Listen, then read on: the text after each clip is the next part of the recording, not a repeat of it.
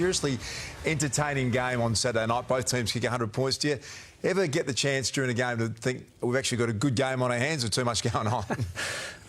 Yeah, one for the impartials and the purists, I suppose, to us. But sometimes you do find yourself thinking, I reckon there's a few people enjoying watching this game. But it was a little bit frustrating at times. You feel a bit helpless with a landslide going the other way. But I was really proud of our boys to be able to arrest the slide, and probably the last 6 minutes we like back though. Hey, but how different does that game play out if you're able to use the runner like last year? Oh, significantly different. There's no doubt from both angles. There's no doubt that that their coach's box would have been able to implement one or two things, because you can obviously affect the game at centre bounce, you know, and that's. And at the moment, you know, you were trying to devise ways to be able to influence at that point as well, and it's just a bit difficult. So that's okay. It's a level playing field, but there's no doubt it would have been a very different game. The form of Josh Dunkley, has he surprised you the last few weeks? Surprise. You always hope and, you know, believe to an extent that your players have got it in them. With Josh, his performances have had an evolution. Obviously, he played in the 16 premiership side, and he had some midfield time during that period, and over the journey it's taken him a while to establish that he's going to be an influential midfielder. Even at the start of the year he was probably about 50-50 forward and midfield. But we've entrusted him to take up more responsibility, and his last 6 weeks, maybe 8, have been outstanding. Bevo, complex question, but how do you go from winning a premiership to missing the two finals 2 years after? Hopefully you can get on a roll back end of this year, but what happened after that premiership? Yeah, we probably need a few hours, I reckon, Nick, but there's obviously a significant change in personnel for various reasons when you go through them, and there's only 11 of our 16 premiership side in that Saturday night team that beat Carlton. So essentially you're dealing with pretty much a new team, and to establish new chemistry, and we've got a program that we've implemented over time. You can imagine the sophistication in that over a 4.5 year period, and we're seeing young players now come up to speed and start to influence the game, and it takes some time to be able to get that consistency for the minutes in the game that we're after. But yeah, the reasons why things have changed quite dramatically are so manifold that one day maybe we might be able to write a book. Are you bold enough to predict where you might be next year? Like, can you see something now more tangible than what you did maybe at the beginning of this year, right now? Well, I think so. I mean, as you know, I'm forever the optimist, and you know, even Saturday night we were younger, less experienced in Carlton, and they've got 12 first-round draft picks in their team. And here we've thrown this group of boys together who are starting to progress together.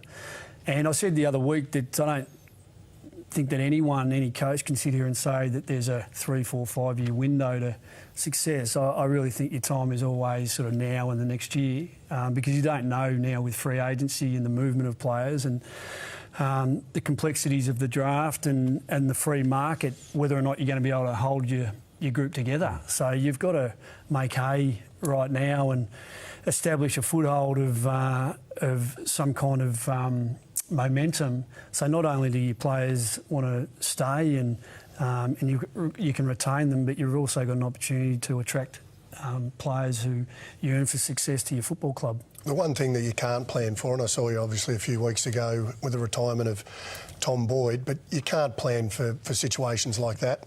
Ling Jong, Shaki, I think's had his moments as well. How tough is that? I mean, it's not like someone does a knee or a shoulder that you can just say, well, you know, doctors can fix you.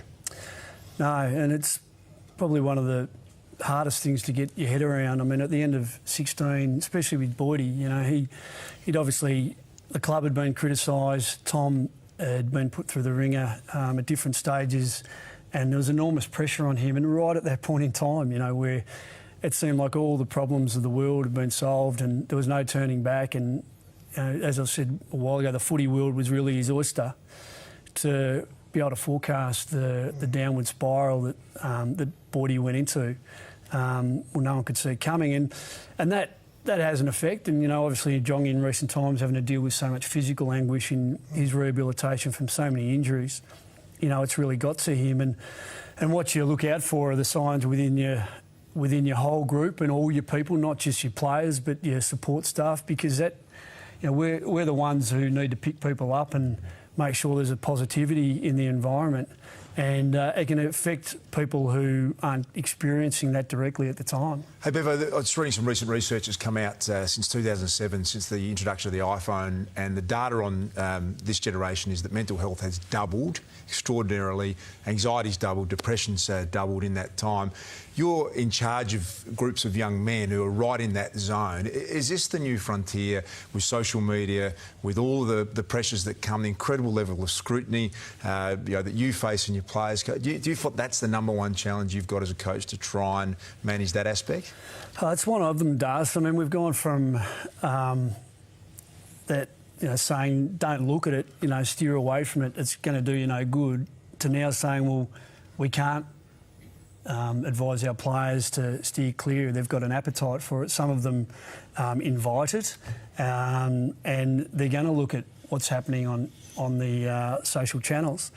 So now we've gone to, OK, look at it but understand it. Try and process it in a different way. And we talk about awareness and education and relying on your psychologist and your welfare program and your duty of care layers as well. And it's become so much more paramount that you get that under control. And, I think at some point it'd be great to sort of balance up the number one priority is their football career, but the thing that offsets it is ulterior focuses or foci, like a job placement or their academia, and to shift the focus a little bit more towards that and have footy run parallel is an ideal that I'm sort of subscribing to at the moment. It's just you just got to make sure they're putting enough time into their footy to make sure that they're the best players they can be. Have you spoken to Tom since he left? How's he going? We hear he's playing local footy. He wants to. Could he play AFL again? Yeah, he definitely could.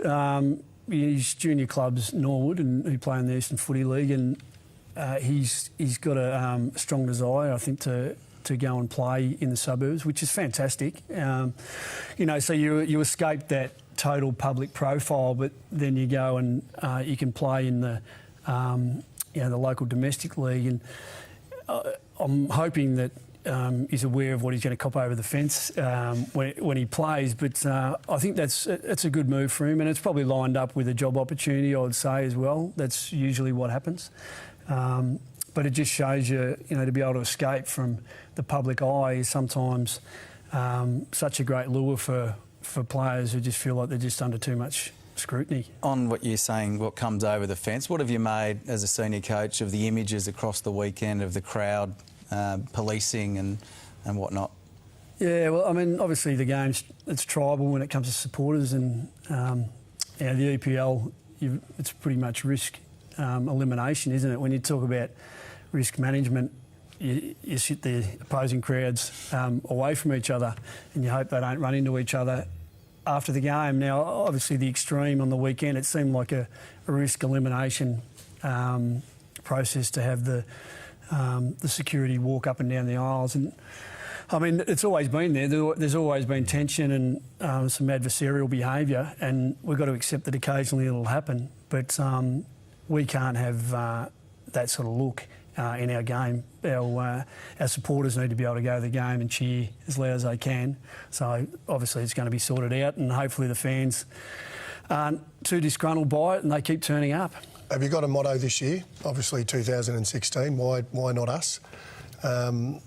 Anything for this year? Can you dare to dream? Oh, there's a bit going on behind the scenes, Duck. I mean, I always feel like you can only talk about that story if you win it. So if we win it, it'll all become public again. But unless we do, then it sort of stays behind closed doors, and you can, whether it worked or not, you can ultimately judge yourself. But there's a few things going on there as far as themes. Yeah. About 100 games into your AFL coaching career now, you've already won a premiership. It seems more challenging a role and more complex than I could possibly imagine. Is it harder than you thought? Is it more enjoyable? How do you view it now, 100 games in? Well, I think when you have a downturn in your wins versus losses, and the ledger turns a bit, you start to feel probably the noise around the place a little bit more, and you feel like you need to pick people up more than you used to. So that's a critical component of it. I mean, that all comes with the territory as far as my job goes. No, it's nothing that I didn't expect. I think, as you know, I prefer to be understated, and we share the load as far as the media side goes, and I prefer it that way. I just think that you can, your public persona and presence can be a bit too much if you go. And I probably had some criticism over that at times, and I'd rather not change. But if the club comes to me and says we think you need to do a bit more, then I've obviously got to accept that. But I enjoy sitting here with you guys and chewing the fat. You've got a lot of room in the cap with the Tom Boyd departure. That's a positive. Do you think you'll be active players in the trade period? Yeah, we'll try to be, as far as what we feel like we need. There's obviously some gaps in our list, with Tom and Pico finishing up recently. Obviously, we brought Ryan Gardner in at the midway mark, who's made his debut for us. But there's some opportunities there for us, and there is some room there, and that's a good thing. I think we've probably been lined up with nearly every player who may move, which is par for the course when there's that much gap. But I'd love to see our players just shoot the lights out in the back end of the year and all get pay rises and fill the cap up. That'd be my dream. What were you thinking on Saturday night when Tommy Liberatore went over? Did you fear the worst? I didn't actually see what happened at the time, Tim, but obviously they said it was a similar kind of a change of direction that when he originally did his knee, so then the concern set in.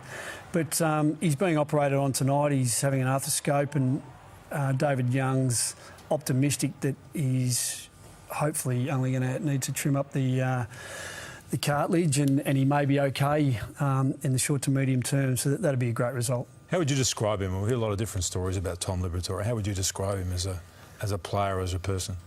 How would I... Different? That means a lot of different things. Essentially, with Tom, he's such a unique and beautiful character. I mean, his teammates love him, in the depths of their heart. How can you not be endeared to him as a supporter, and as a coach, he gives his all. And even in the initial stages of this game, he had some statistics. He had some kicks and handballs, but some of the quantities that his teammates around him were getting had a significant.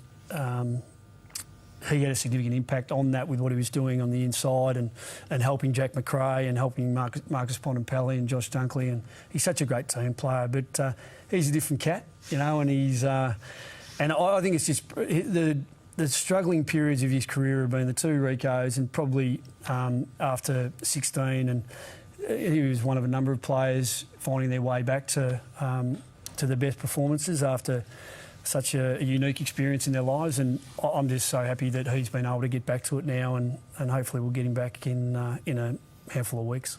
Jackie Felgate's been monitoring some questions via social media. Jack, what have you got? Yeah, hi Bevo. A few quick questions from our viewer. Jeeve on Facebook asks, against Carlton we saw the best and worst of the Dogs.